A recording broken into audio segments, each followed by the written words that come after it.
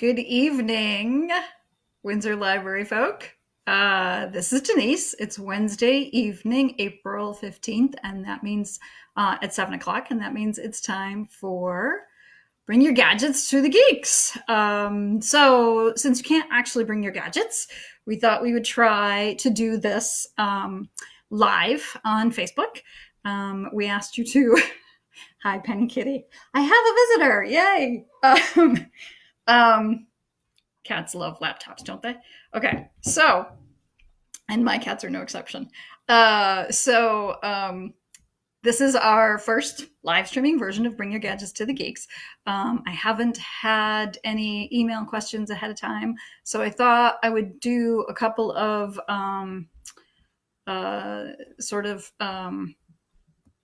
common things. If you have questions, I'm going to go through, first of all, I'm going to go through how to viruses with the phones. And then we're going to flip over and I'm going to show you Hoopla and also how you can use Hoopla with one of my favorite devices, and that's my Alexa. There she is. She's alive. Alexa, how are you? I'm quite cheerful, probably because I've been thinking about my favorite animal. Okay. So we'll get started then. So first thing I wanted to talk about, because that's the whole reason we're here is there's a virus, a very large one running around the world. So we're going to talk about viruses on the phone, specifically this side of the phone and this side of the phone, not actually antivirus software. But something that you should all consider doing is actually sanitizing your phone. And it's probably something that we should all do more frequently than we actually do it, because when you consider every place that you take your phone, in the car, I know mine sits in a cup holder, it's in the kitchen, in the bathroom, wherever you take your phone with you, they go everywhere with you. So, sanitizing them is something that you actually can do. So we're going to go over that right now. One of the things that you're going to need, standard disinfecting wipes. The first thing you're going to want to do is to actually, believe it or not, because I can't even find my button since I never do this, you're going to actually want to power your phone down all the way. Completely powered off. Then the next thing you're going to need to do is to remove your outer case, obviously. If somebody put that on for you at the store, because they like to do that, the easiest thing to do is just to start at one of the corners. And they generally just pop right off. This one being I'm trying to hold it up so you can see, but it's not cooperating. There we go. All right, so this phone being the sturdy, lovely, this case being the wonderful sturdy box that it is, can actually just go into a nice hot soapy bin of water, like you would wash your dishes with. Or you can use obviously the sanitizer on this as well. But once this is removed, and if you don't have one of these fancy I love my library stickers on it, you can just wash it with regular soap and water, like you do your dishes. The phone, on the other hand, though, you're going to want to take your wipes. They shouldn't be too soggy a wipe. So maybe not the last wipe in the container, because I know how those tend to get more wet than the others. And what you can do is basically just hit the areas you touch the most. So obviously the home button, the screen, the outside. Now, the trick on the outside edge, especially this edge, is to not get anything into the holes, because the holes, water gets in there, that can cause more damage to the phone itself. So, but with a wipe, if your wipe especially isn't too wet, then you shouldn't have a problem with that. So give the phone a nice wipe down. Then you can dry it off with a paper towel or let it dry by itself. I'm going to set mine over there so it can dry while I do the sanitizing of the case.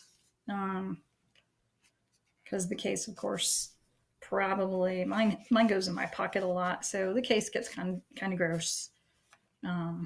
Plus, you use them everywhere, right? At the grocery store, my shopping list is on there. I can use my phone to scan my groceries now. At Stop and Shop.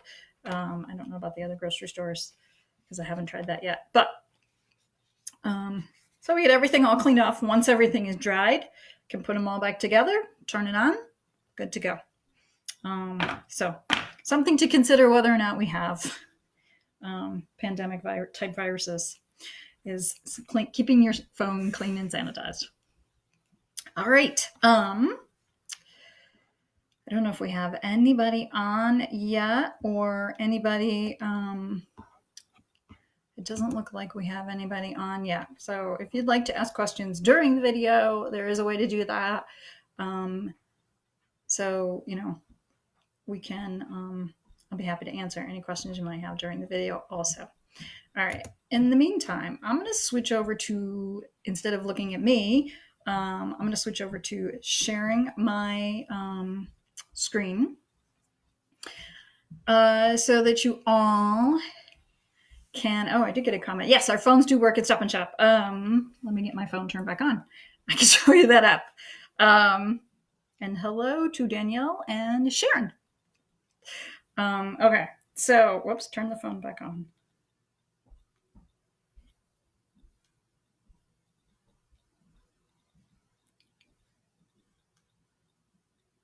So it works with the same setup that the scanners in the store have, the little handheld scanners that you can use. If my phone will turn back on. Oh, there it goes. Now it's going to take a little while for the phone to boot back up. But it works just the same as the scanner. If you've set your card up at the customer service desk to be able to use the scanners, you can actually just download the app right to your phone, and that way, even though the employees at the store are doing a good job of keeping things sanitized and cleaned, you have one less thing that you need to touch in the store. So the app is, I'll show you, there we go. I think you can see my screen. I have the regular Stop and Shop app, and then next to it is the Scan It app. And I'm going to do that later. Okay. And it looks basically the same as the scanners themselves, if you've ever seen the scanners, and I don't know because of the lighting in here if you can see my screen, but yeah, you touch the scan, and then it accesses the camera, you scan a barcode, and you're good to go. It's pretty cool, actually. Gets me in and out of there pretty quick. So anyway, let's talk about Hoopla. I'll switch over to sharing my screen, and then we can talk about Hoopla. Maybe I can switch over to sharing my screen.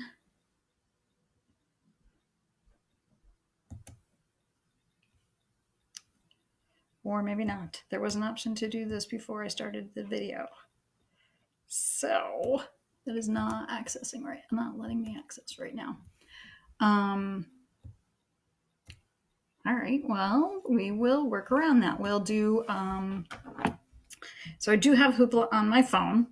And what I really wanted to get to anyway was the way that you can use Hoopla in your house anywhere. So what we're going to do, I have Hoopla on my phone already. And I have right now, and I keep holding this in the wrong place, I have one audiobook checked out. This is I had to renew it. So it's listed on there twice because I checked it out in March and then again in April. Basically, once you've gotten the app installed on your phone, and you can browse across the bottom of the screen, you can browse through videos, music, books, and of course you can do other searching. If you do music and or audiobooks with Hoopla, which I do a lot of, what you can also do then is enable a skill on any Amazon Echo device. um, which my little device here, my Echo Dot, is of course. And then once you've enabled the skill and linked your account, your Hoopla account, to your Amazon device, you can say, Alexa, ask Hoopla what. She goes back to sleep on me. Alexa, ask Hoopla what audiobooks I have checked out. Currently, you have one audiobook title borrowed. I found an audiobook title, The Book of Joe, by Vincent Price. Would you like to play it? Yes. Hissed me, bit me, frightened me, purred or yowled on command. I was amazed. But soon the cat had to be let out of the bag. Alexa, And much stop. So that's one of my favorite tricks with Hoopla and with my Amazon Echoes, is that I get to listen to audiobooks, memoirs, or or any others on my Amazon devices. So, what else can we talk about? We've talked about. Does anybody have any questions so far? Because I haven't seen any questions pop up, just comments.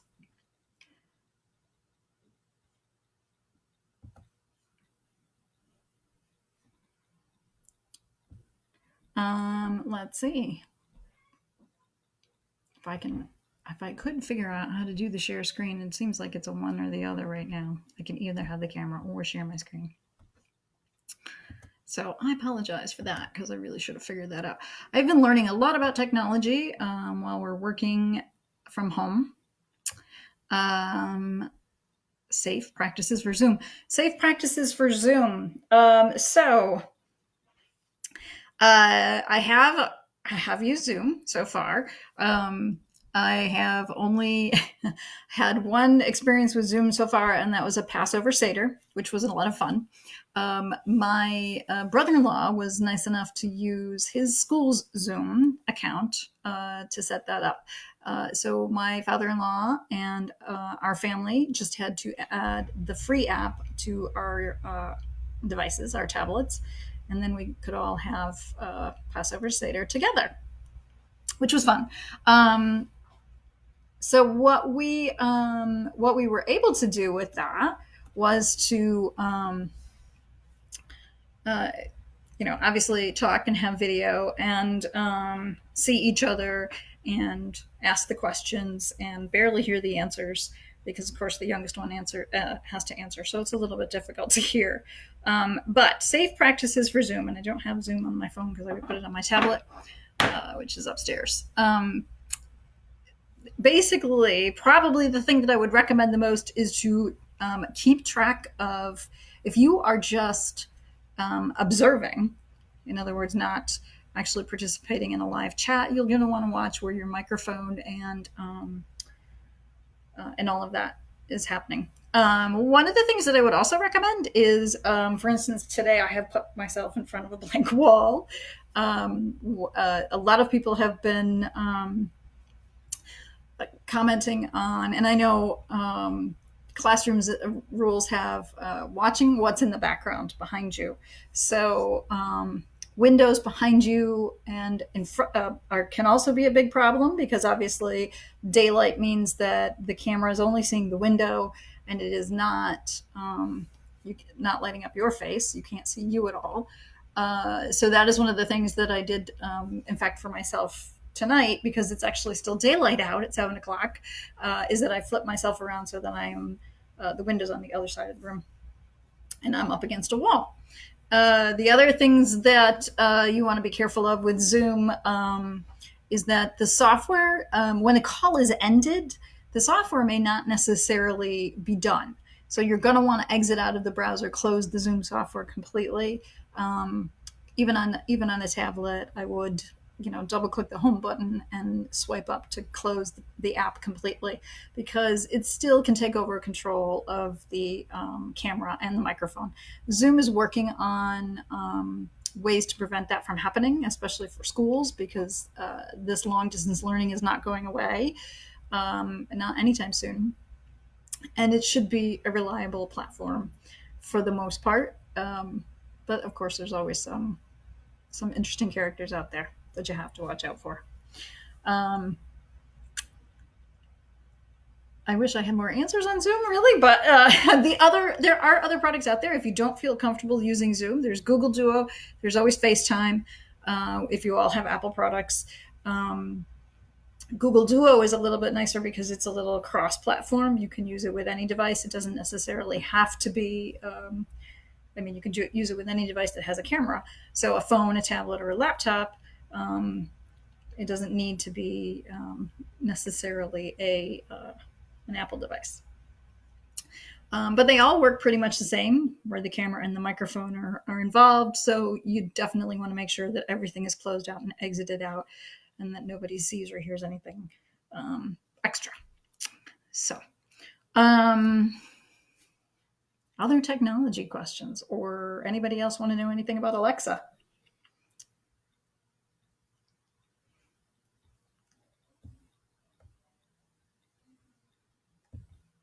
This might be one of the shorter geek sessions, which is not unusual, that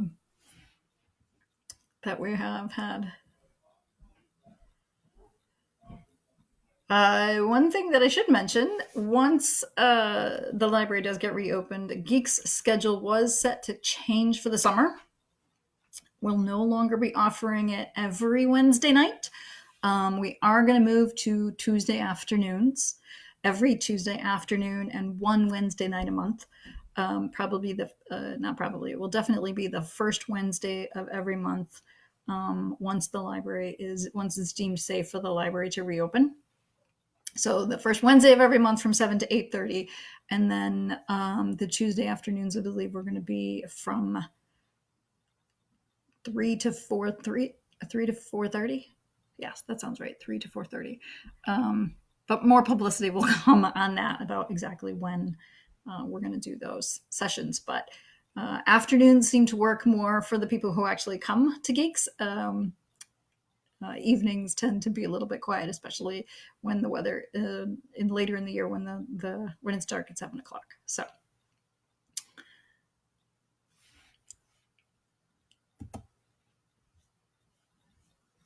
I don't know if anybody has any other questions. Oh, hello, Karen. Karen says she gets messages on her iPad, but never set up Messenger, and they don't show up on my computer or phone, so I usually miss them. How can I get the messages on my phone or computer?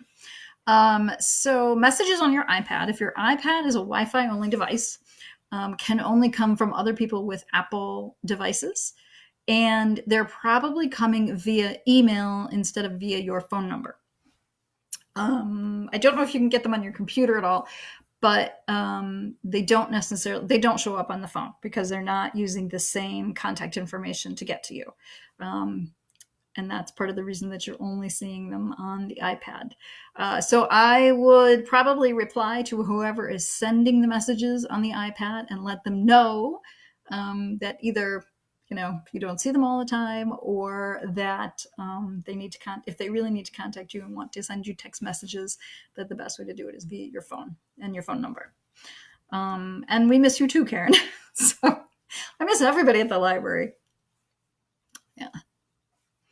So it's been very different working from home, as everybody, I'm sure, can agree.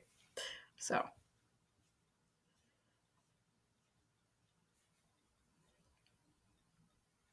Yeah, the messages actually, Karen, won't show up as an email because they're just using your email address to contact you via the iPad.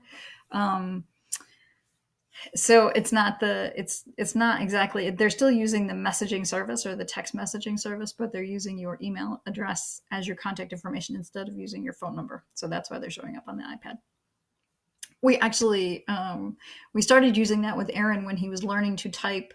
I let him text me from my iPad to my phone, and you can do that. You can contact yourself. You can send yourself messages that way.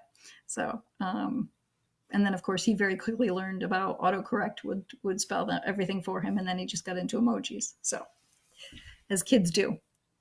So.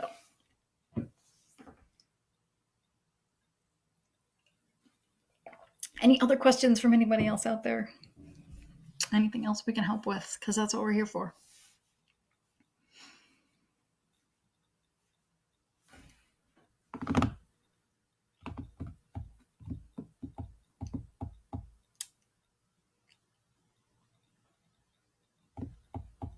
If you have an Amazon Echo device, this month's special category, I guess, where you can ask her every day about something and she'll tell you, is April Fools.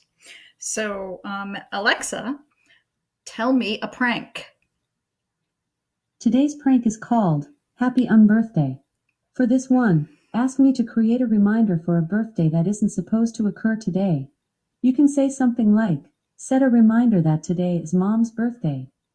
A quick word of caution, this prank may create a surprise party. Alrighty, come back tomorrow and say, teach me a prank.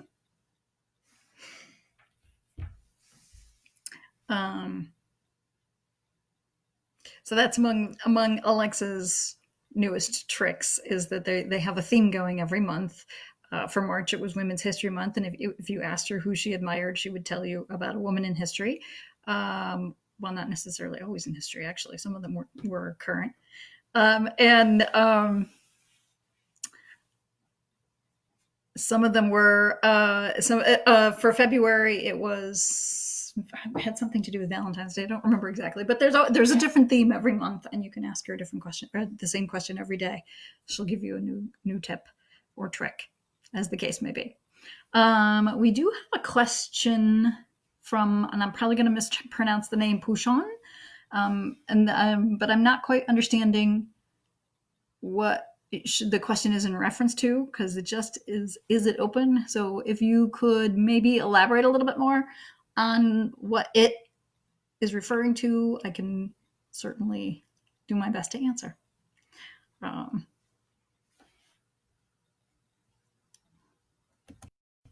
Let's see. Hello, Pouchon.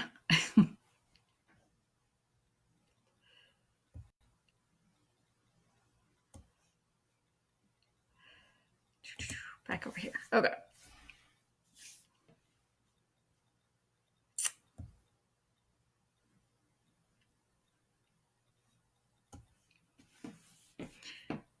Oh, is the library open? No. The governor has deemed all non-essential businesses to remain closed until at least May 20th. So we don't anticipate opening before May 20th. And as we know, things continue to change. So basically, we are closed to the public, although staff is working, from both remotely and in the building. Definitely catching returns, because the book drop is open, and returning voicemail calls. So, and of course, answering emails. So we are available, but the library unfortunately won't be able to open until at least the end of May. So I want to say hello to Suzanne. Hope everything is going well with you all.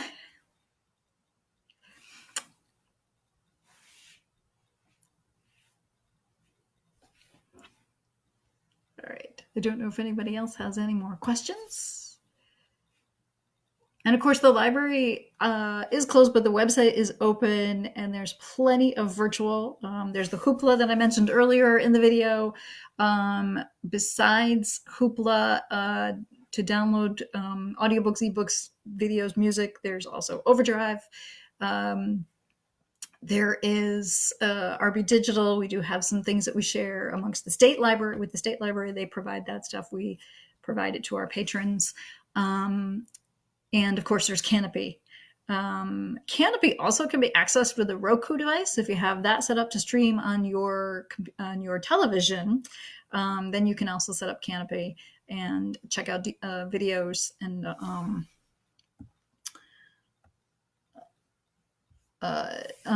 learn to watch some really good things through the Criterion collection of films. So you have a question from, whoops, come on. Uh-oh.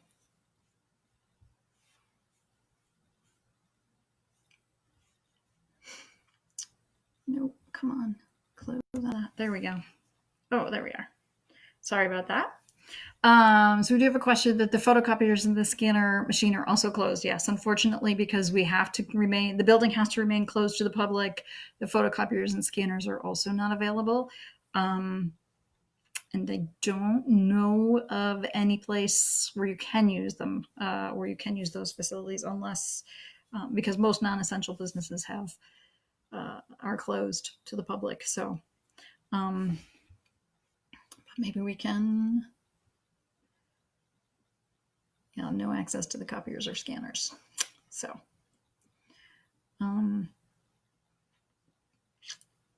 there's a lot. That's a lot of the service that we do at the library.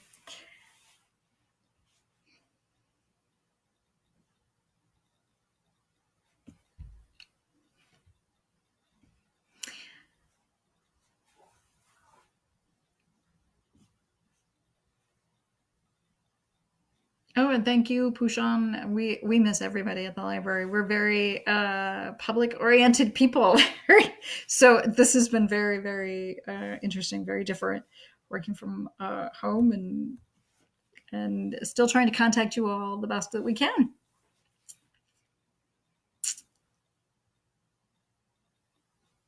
All right, so if there aren't too many other questions, if nobody else has a question, I guess we can end the session.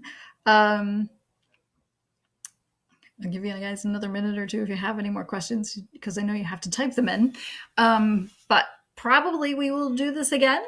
At least I hope to be able to do this again, or to offer some videos wherein you're seeing my screen instead of my face and my lovely glaring phone, so that we can help you all with any other questions that you have about email, about any of our services. I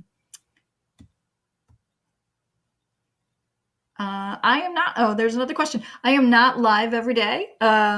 This is actually our first time having a live Bring Your Gadgets to the Geeks via Facebook. And we are also not in the building every day. There are people in and out of the building during the week, but it's not every single day. We are trying to do our best to continue with the social distancing the best that we can. So, but I guess if there are no other questions, oh yes, and Danielle is reminding me we are answering emails Monday through Friday from 10 a.m. to 5 p.m. If you do have a question, you can reach us via email. That's Windsor Library 2018 at gmail.com. Or you can even try library at townofwindsorct.com, although that account doesn't get checked as frequently as the Windsor Library 2018 at gmail.com does. That one gets checked Monday through Friday from 10 a.m. to 5 p.m. And questions definitely get answered quickly. So, and if you do ever have any questions and you don't know how to get in touch with us, please check our website. That's www.windsorlibrary.com. We're constantly changing things around. I was hoping to do a screen share and I could show you. We've revamped the whole tech help page to offer even more help. There are GCF free learning courses. Digital Learn has free computer courses and technical help. There's some really great services there. Plus, there's some other ways to contact us that you can do through the website. So please check www.windsorlibrary.com and look for tech help under services. And we'll be more than happy to do what we can to get you help with your technology. But I think unless there's not any other questions, that I will be signing off. And we'll try this again on another Wednesday night. So, Alexa, good night. Enjoy your Z's. All right, till then.